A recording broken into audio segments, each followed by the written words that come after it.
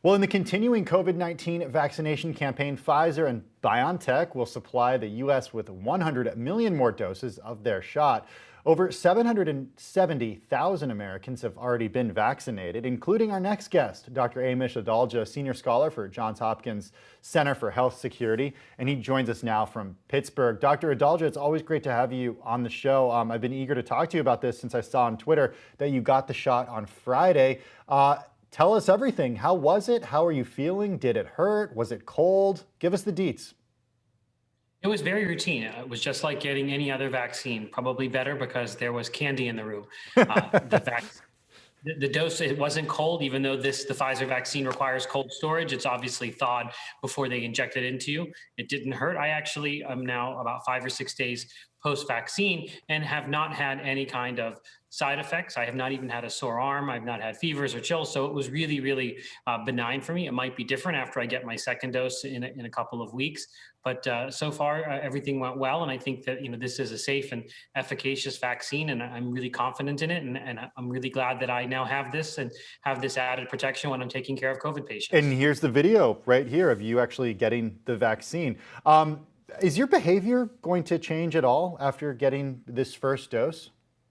No, I know that after about 7 days or so, I'll probably have some level of protection against having symptomatic disease, but I will need a second dose. And even after that, I'm not sure, and we don't have the data yet to say whether or not this vaccine protects against asymptomatic infection, meaning could I get infected, have no clinical symptoms, but spread it to somebody that's vulnerable. So I will still be being very careful about COVID-19, especially in crowded and congregated places. And I think that's the message, that until a lot of people are vaccinated, until we cross that herd immunity threshold, there's going to be a lot of guidance on social distancing and face coverings that still remains in place. When all of these vulnerable populations, nursing home patients get vaccinated, we'll see some pressure lift at hospitals, but that doesn't mean that the cases are automatically going to go down. It just means that we'll see less hospitalizations as more nursing home patients are vaccinated. Well, it's always good to see less hospitalizations because hopefully that also means the death rate will go down and the number of deaths will go down.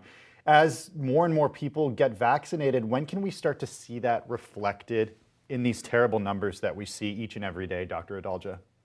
Well, the nursing home vaccinations are rolling out in earnest this week with CVS and Walgreens going to the nursing homes and actually vaccinating individuals.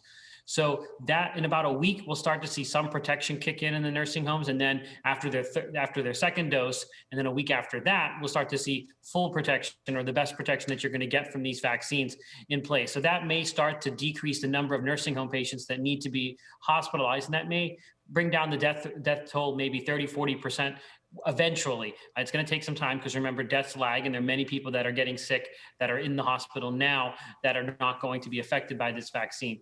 But nursing home patients still represent a significant proportion of deaths. And I think once we get them vaccinated, I do think there'll be some lessening in the death rate, but it is still going to reflect people in the community that are vulnerable that haven't been vaccinated yet. So it will still be, in the hundreds, if not the low 1,000s, after we get the nursing home population vaccinated. So it's going to take some time to see this fully kick in. Yeah, I wish we could just travel in the future and have this happen, because each and every day continuing to see these numbers is just heartbreaking for so many families and for people here in the US and around the world. Dr. Adalja, I've been eager to get your thoughts on and your take on the new strain of the virus that we're seeing, the mutation of the virus that we're seeing in the United Kingdom. We are learning that it is likely more contagious, more infectious. Give us what you know and how concerned we should be about it actually making its way to the United States, which researchers say it's probably here. So you have to remember that all viruses mutate, especially viruses like the coronavirus, who have their genetic material made of RNA. That's sort of what they do. And this virus has been mutating since it jumped into humans. And most of those mutations don't mean anything. They don't change anything functionally with the virus. There are some that may occur in parts of the virus's genetic code that could make it more contagious. And that's what we're worried about with this strain, because what happened is at the same time the United Kingdom saw a big upswing in cases, this variant started to dominate the strains that they were isolating. And that's why people are thinking, could this be something that's more contagious? And it's been shown in the lab to have some characteristics associated with more contagiousness. There are still a few more steps to actually prove that that's what's happening in the wild. But the other point about this strain is people were concerned or whether or not our vaccines would be robust against it. And all the evidence so far looks as if our vaccines are going to be fine with this strain. Because remember, a vaccine induces a broader base of immunity, and the virus can't just kind of wiggle out of that very quickly. It's not just one type of antibody, but many types of antibodies, as well as T-cell immunity that's induced by the vaccine. So I'm not at this point worried about the vaccines losing their efficacy against this strain.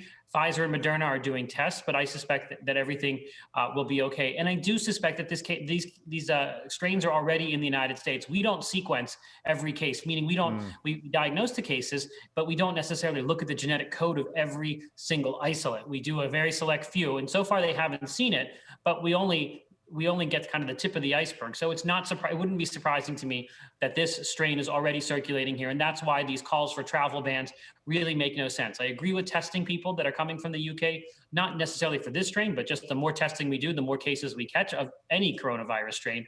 But the travel bans are not necessarily going to impact the spread of this strain, which is likely in many countries already. I just want to end by talking about the Pfizer news that we learned just after 7 o'clock here this morning. The company has agreed to supply the United States with 100 million more vaccine doses. You got the Pfizer-BioNTech vaccine last week. Does this change the timeline as to how quickly the majority of the United States can actually get vaccinated? It doesn't really change the timeline much. I think that we're looking still for late spring, summer for the general population to start having a lot of access to this vaccine, and it's still going to be a long process. But the more supply we have, the easier it's going to be to do this, and the more suppliers that are out there, I think it's going to just make the logistics easier, make it much more likely that we don't have supply shocks later down the road. So this is a good move for Operation Warp Speed to secure another 100 million doses of the Pfizer vaccine, which was the first to cross the finish line and wasn't part of the original Operation Warp Speed development program. So this is all good news. And on top of this, with the Moderna vaccine being rolled out, I think we're in good shape for vaccination, but it will still take some time. I'd like to end on that good news. Dr. Amish Adalja, thank you as always for your time. Happy holidays, and thanks for joining us this morning on Quick Take. We should note that the Johns Hopkins Bloomberg School of Public Health is supported by Michael R. Bloomberg, founder of Bloomberg LP and Bloomberg Philanthropies.